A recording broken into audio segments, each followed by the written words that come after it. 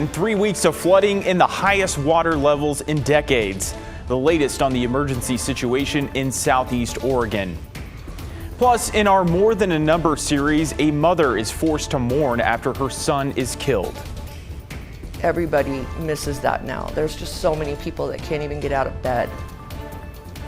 And later in the show, we're going to take a look into the history of Oswego Lake to find its current exclusion policy isn't the first. Those were unfortunately pretty common back then.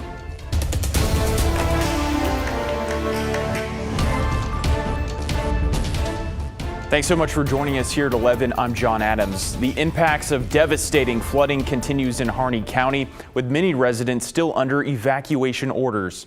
The Oregon State Fire Marshal's office is mobilizing about 24 people that direction, saying water levels in the area haven't been this high in about 75 years. Videos and photos are pouring into our newsroom, documenting the struggles of those impacted. Rapid snowmelt due to rising temperatures in the southeastern Oregon County has flooded homes, businesses, and farmland. Drone video from the Harney County Health Department shows the flooding north of Burns. And take a look at this video. Some people stuck in their homes near Triangle City Park in Burns were rescued from the rising floodwaters. You can see a loader towing 2 boats with people aboard. Photos show water nearly over fence height at the park and overtaking many homes in the city. Here are residents trying to remove any personal belongings before they get destroyed.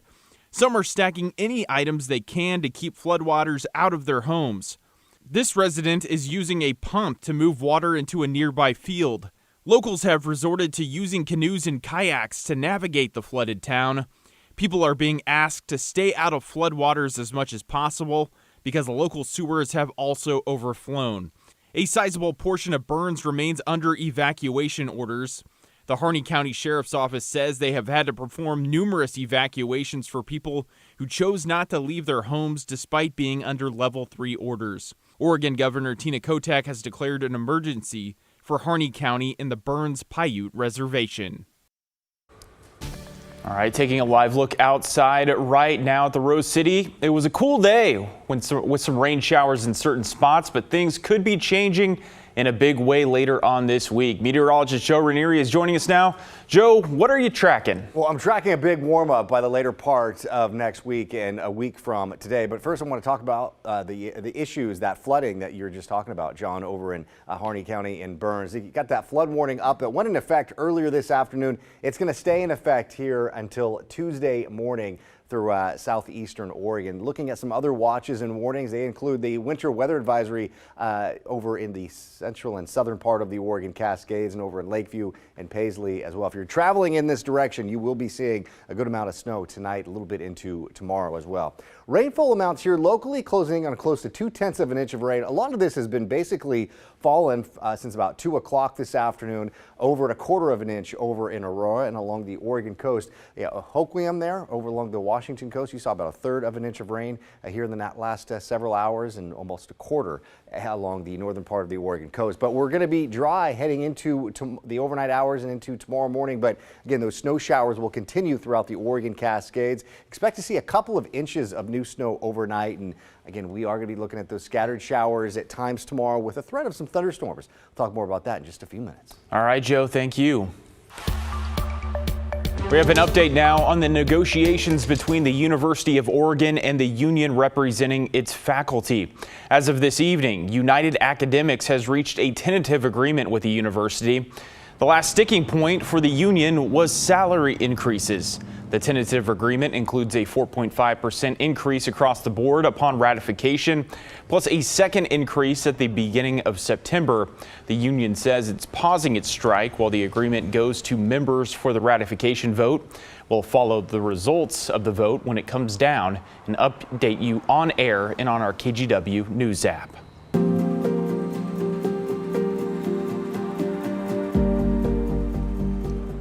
Well, tonight we're looking beyond the statistics as we hear from the mother of a man who was killed earlier this month.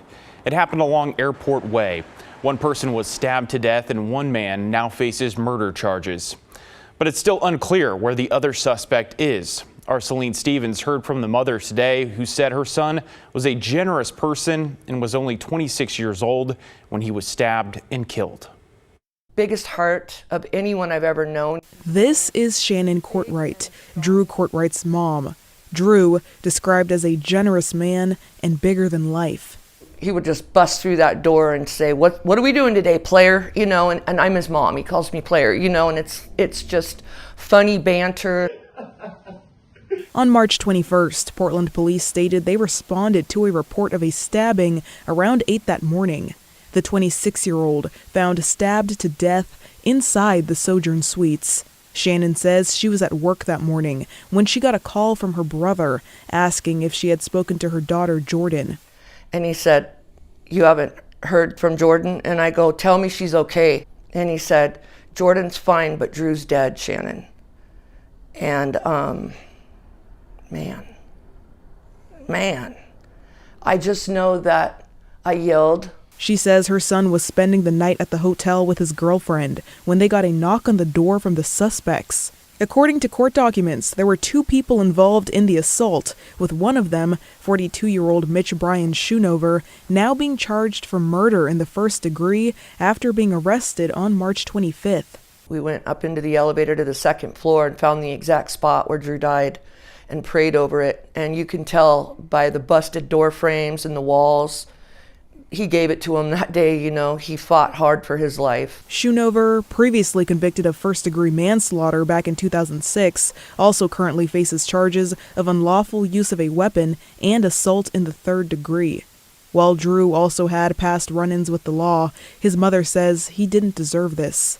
I'm not proud that he had a record also, but he didn't have a violent record, and he certainly couldn't kill people. And he paid his price, or, you know, he did his time, and he was doing phenomenal. Drew has a twin brother and a sister, but his oldest brother Tyler passed away in 2021.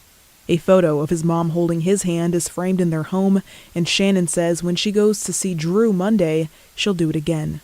So when I go in to see Drew tomorrow, I'm going to hold the same hand for Drew and get a picture. It may seem a little bit cryptic, but it's the last time I get to touch my babies. Celine Stevens, KGW News.